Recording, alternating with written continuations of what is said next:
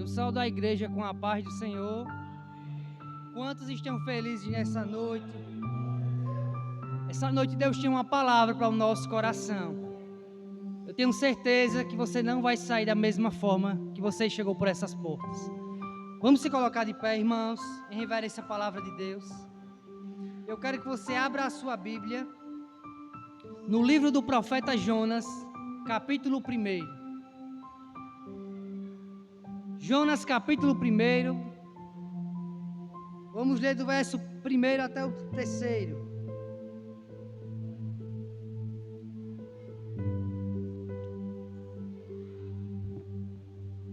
Assim está escrita a palavra de Deus. E veio a palavra do Senhor a Jonas, filho de Amitai, dizendo: Levanta-te, vai à grande cidade de Nínive e clama contra ela, porque a sua malícia subiu até mim. E Jonas se levantou para fugir de diante da face do Senhor para Tarsis. E descendo a Jope, achou um navio que ia para Tarsis. Pagou, pois, a sua passagem e desceu para dentro dele, para ir com eles para Tarsis, de diante da face do Senhor. Hoje eu quero falar sobre o tema: ao Senhor pertence a salvação. Vamos orar em nome de Jesus. Senhor Jesus, nessa noite eu me coloco diante da Tua presença e sei, Senhor, da minha total dependência em Ti, Senhor. Porque se não for o Senhor nessa noite, nada vai sair aqui. Tu sabe, conhece a Tua igreja, Tu sabe como cada pessoa entrou nesse lugar. E eu te peço em nome de Jesus, o nome que está acima de todo nome. Fala nessa noite com poder, fala nessa noite com autoridade, Senhor. Que nessa noite eu venha diminuir, que apenas a Tua voz apareça, Pai. Pai, em nome de Jesus, que todo pensamento contrário, que toda distração caia em retirada agora, em nome de Jesus. E que o nosso coração venha estar ligado no céu. Proteja a nossa mente, Senhor, porque eu sei que a partir de agora nós vamos estar entrando em uma batalha. Desde já eu te agradeço, crendo que o Senhor está nesse lugar e vai falar com a sua igreja. Amém. Podem sentar, irmãos.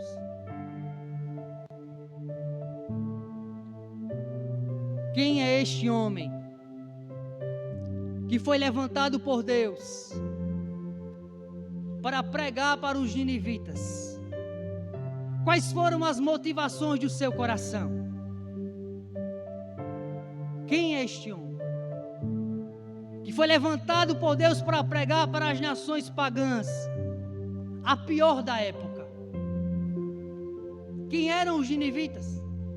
E por que Jonas, mesmo recebendo a orientação de Deus, fugiu da sua presença? Essas e outras são os grandes questionamentos que passam pela nossa mente. Mas eu tenho certeza que nessa noite Deus vai clarear a nossa mente. Jonas era filho de Amitai, vindo de uma cidadezinha chamada Gat-Hefer. Ele era um profeta de Deus. E esse homem, ele profetizou durante o reinado de Jeroboão II. E foi nesse período que esse reino de Jeroboão começou a se expandir. E as pessoas que eram ricas ficaram mais ricas. E as que eram pobres ficaram mais pobres. Jonas é levantado por Deus. E pode ter certeza, irmãos, a missão desse homem não era uma missão fácil. Ele estava indo para a maior cidade da época. Ele estava indo pregar para as piores pessoas da época. E Deus tinha um propósito com tudo isso. Jonas tinha que pregar para uma cidade e para pessoas que degolavam outras pessoas, que arrancavam as suas mãos, seus pés, o seu nariz, que arrancavam a pele dos seus opositores quando eles ainda estavam vivos. E não só isso, o povo de Nínive fazia pirâmides de cabeças humanas. É para esse povo que Deus está mandando o profeta de Deus pregar. E não era uma mensagem palatável. Deus mandava Jonas pregar uma mensagem de juízo. E eu comecei a me questionar porque Deus estava levantando esse homem para pregar uma mensagem dura, porque o pecado já havia subido às narinas de Deus, a taça da ira de Deus já havia transbordado, e por isso Deus precisava fazer algo para intervir. E quando esse homem escuta as orientações de Deus, em vez de fazer a vontade de Deus, ele desobedece a Deus. Ele foge do propósito de Deus. Ele era um profeta, irmãos. E como profeta, ele tinha que abrir a sua boca. Mas ele vai até o porto de Jope e pega um navio em direção a Tarsis. Para você ter uma ideia, irmãos, Tarsis era o lugar mais longe da época. Os historiadores acreditam que para Jonas chegar de onde ele estava até Tarsis, duraria aproximadamente 1 ano.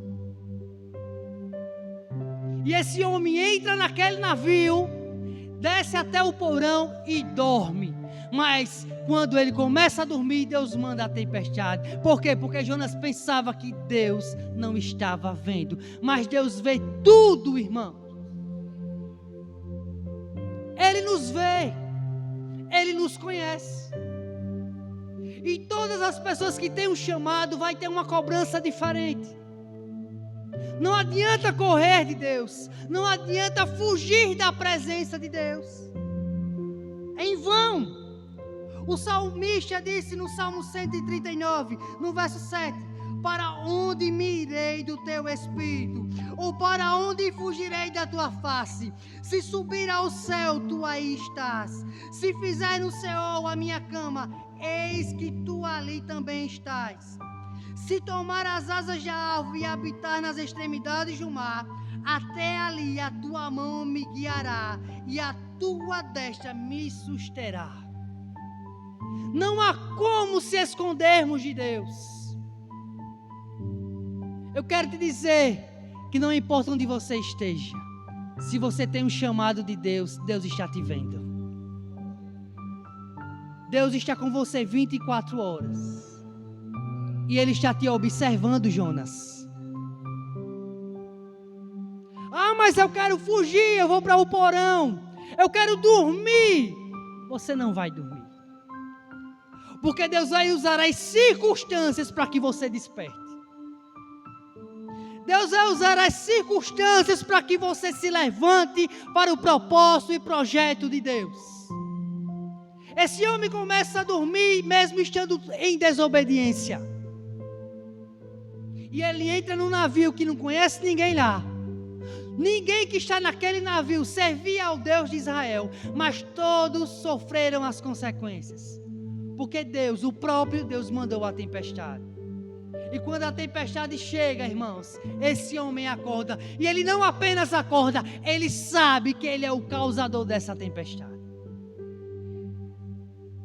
Todas as vezes que nós estivermos em desobediência, quando a adversidade vier sobre a nossa vida, é um alerta de Deus: meu filho, busque, clame, dobre o seu joelho, porque eu te fiz coluna nesse lugar. E se eu te fiz coluna e te chamei como coluna, eu sempre vou usar as circunstâncias para que você desperte. E essa tempestade não é para te matar, é para que você volte para o propósito de Deus. Aleluia. Desperte para aquilo que Deus tem na sua vida. Jonas, não, mas eu vou para Tarsis. Lá naquela terra ninguém conhece Deus, ninguém usa a Bíblia, ninguém vai me reconhecer lá, mas Deus está lá, aleluia. E se Deus está lá, é o bastante. Porque maior que você é o seu propósito, maior que você é o seu chamado, aleluia. É através do chamado, irmãos, e da nossa vida, que Deus começa a alcançar outras pessoas.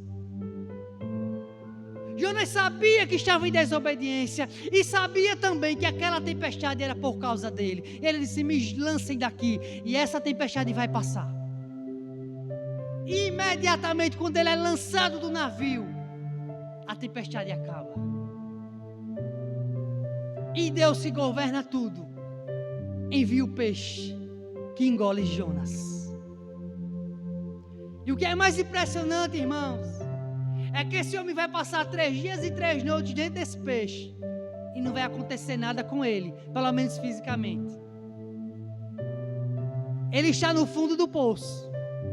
E quem está no fundo do poço só pode olhar para cima, só pode olhar para Deus. E é nesse momento que ele está no fundo do poço que Deus começa a extrair o melhor de Jonas. E Jonas começa a clamar a Deus. E Jonas começa a se voltar a Deus. E Jonas começa a se quebrantar diante da presença de Deus. E esses 3 dias e 3 noites que ele passa nesse peixe era um simbolismo da morte e ressurreição de Jesus. Quando ele se arrepende e se volta ao Senhor, Deus manda no peixe que lança esse homem na praia. E o trajeto que ele ia percorrer era aproximadamente 3 dias de caminhada. Perceba que o centro desse livro não é a baleia, não é o peixe. O centro desse livro não é Jonas. O centro desse livro é Deus. Por quê? Porque os propósitos de Deus não podem ser frustrados. Ele é soberano e Ele tem o controle de toda a nossa vida. Ele é o Deus do universo. E esse homem chega na cidade. Ele diz apenas 5 frases. Eis que daqui a 40 dias Nínive será destruída. Uma pregação totalmente medíocre, que só trazia para aquele povo condenação e juízo. Imagine 120 mil pessoas em uma cidade que não sabem discernir entre a mão direita e a esquerda. 120 mil pessoas que não conhecem a Deus. 120 mil pessoas que estão distantes de Deus, envolvidos na idolatria e na prostituição. E quando Jonas vê e fala tudo aquilo, a Bíblia diz que toda aquela cidade se converte. Sabe o que é mais tremendo, irmão? Deus faz esse milagre e mesmo assim esse pregador não fica feliz. Ele fica com raiva de Deus. E por que ele está com raiva de Deus? Porque Deus está salvando esse povo. E eu comecei a me questionar: Senhor, como esse homem é um profeta, como esse homem é um escolhido teu para pregar as boas novas. E o povo se converte e ele não está alegre. O povo se converte. Há um tempo atrás ele está clamando para viver, e agora que o povo se converte, ele está clamando para morrer. Como entender a cabeça de Jonas? E estudando as Sagradas Escrituras, eu entendi algo, irmãos. O profeta Isaías e o profeta Amós já haviam profetizado. E profetizado o que, irmão Jackson? Que os assírios, que o povo de Nínive seriam o povo que ia subjugar Israel lá na frente. Ele sabia que aquele povo maligno ia oprimir o povo de Deus. E ele fica triste. E ele explica tudo isso. Ele diz: foi por conta disso que eu quis ir para Tarsis, porque eu sei que o Senhor é misericordioso. A misericórdia de Deus, ela triunfa sobre o juízo.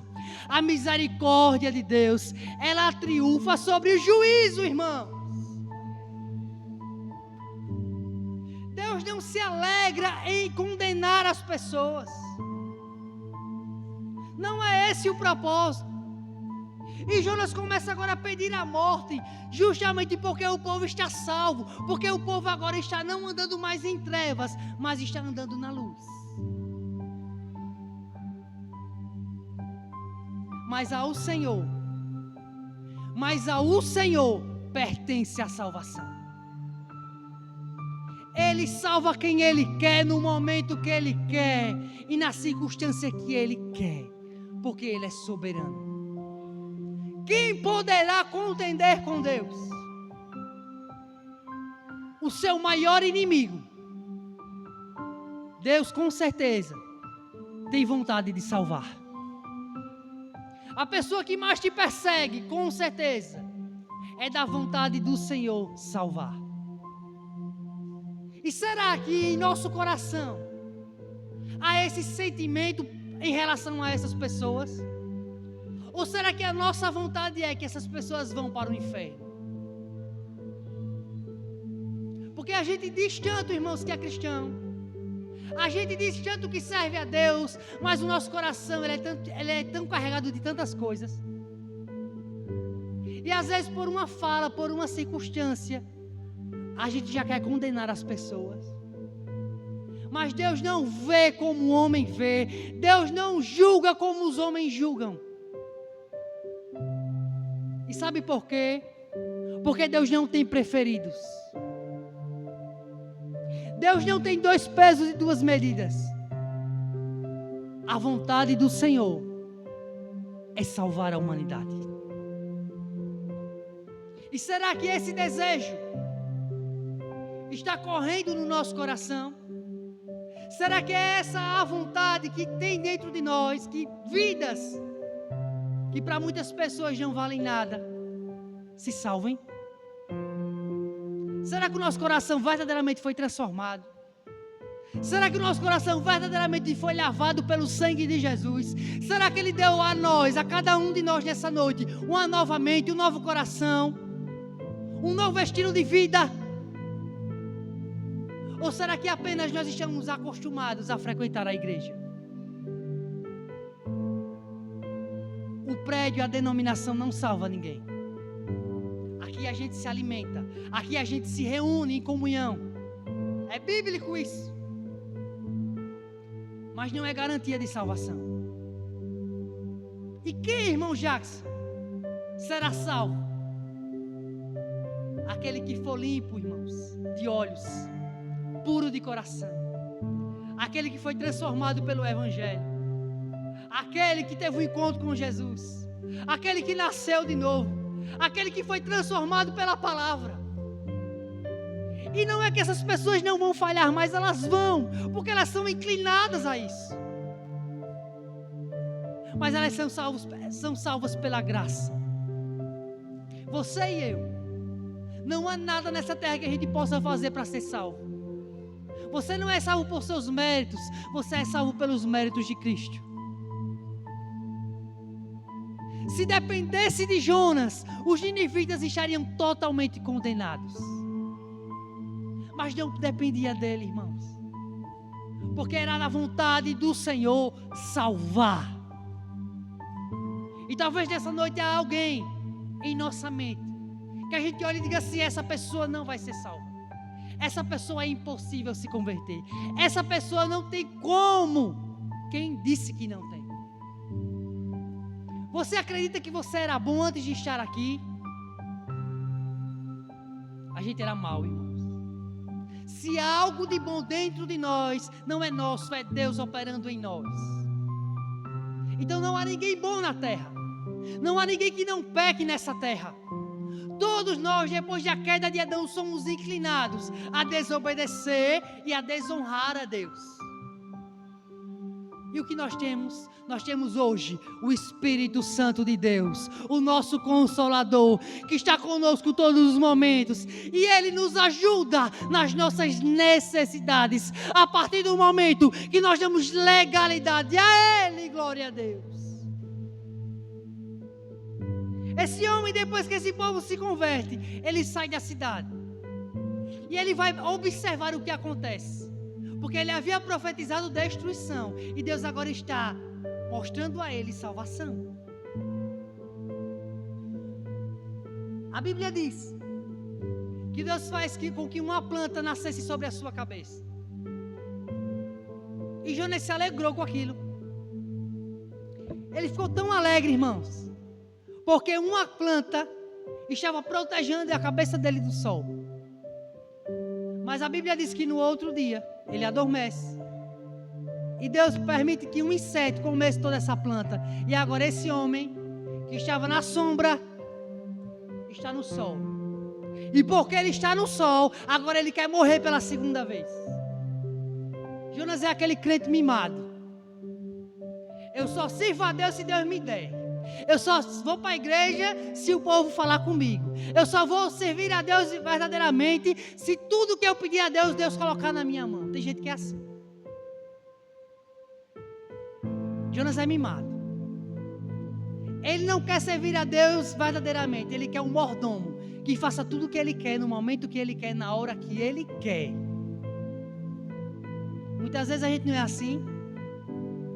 Queremos as bênçãos de Deus e não Deus de a bênção. Queremos que Deus muitas vezes seja o nosso garçom, quando Ele não é o nosso garçom.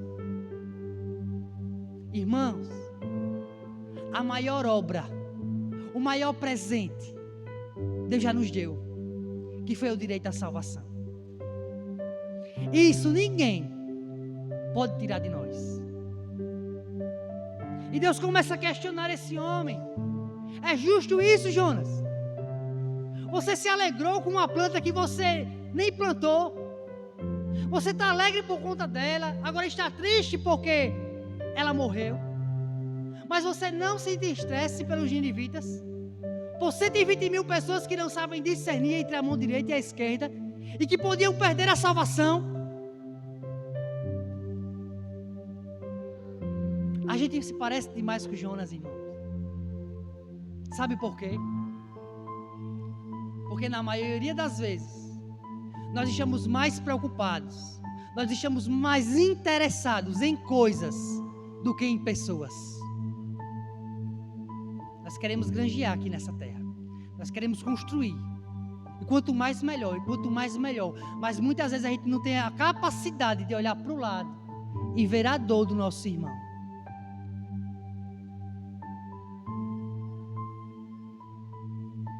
Será que hoje, nessa noite, nesse domingo, o nosso coração foi transformado?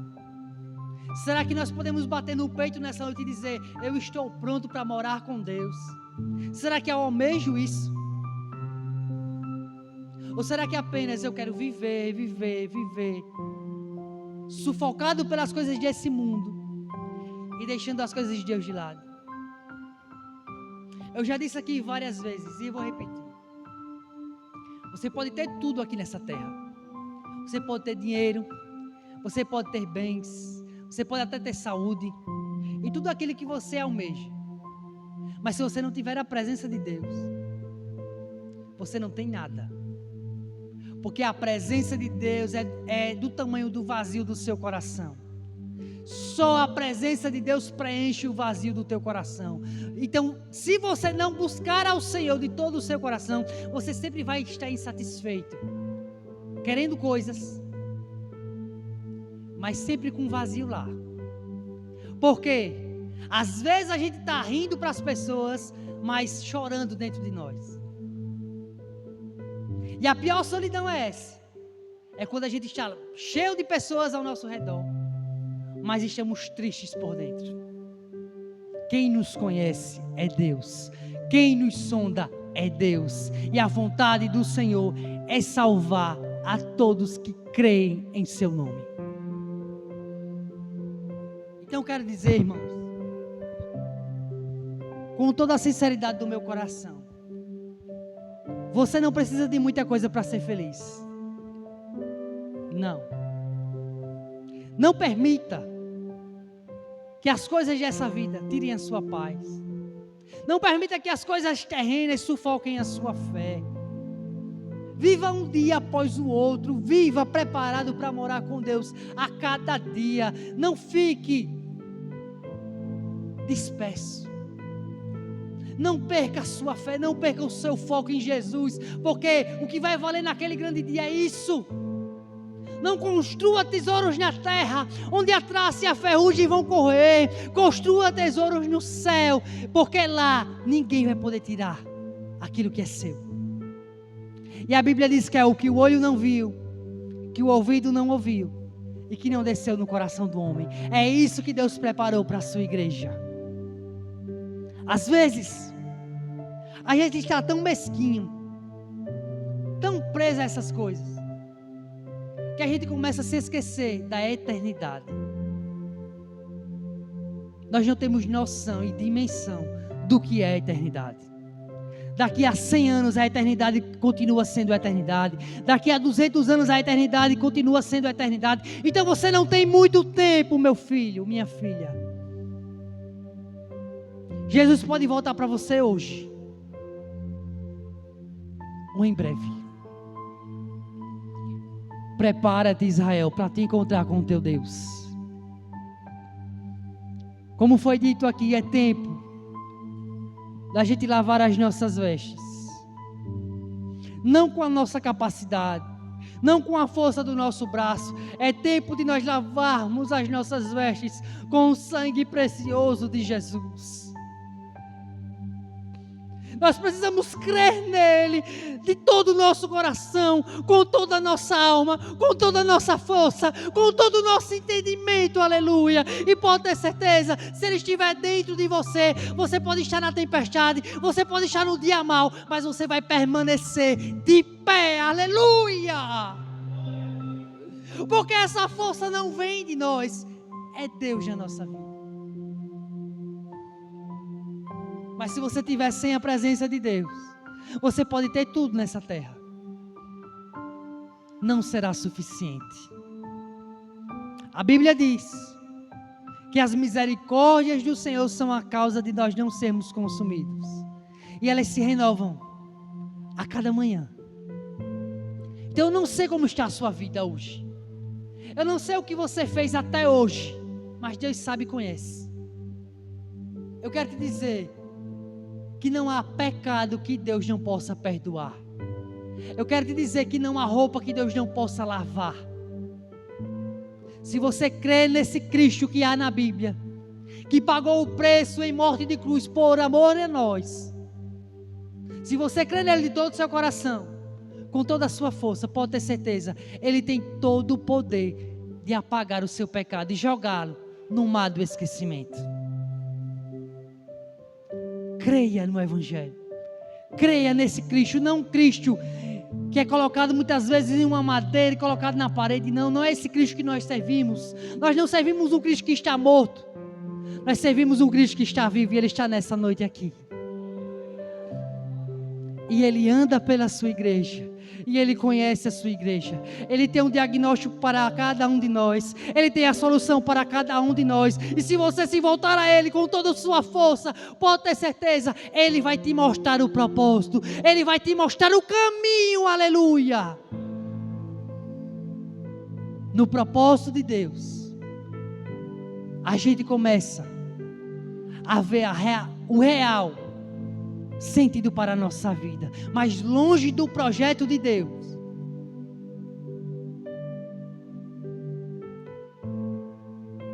nada acontece.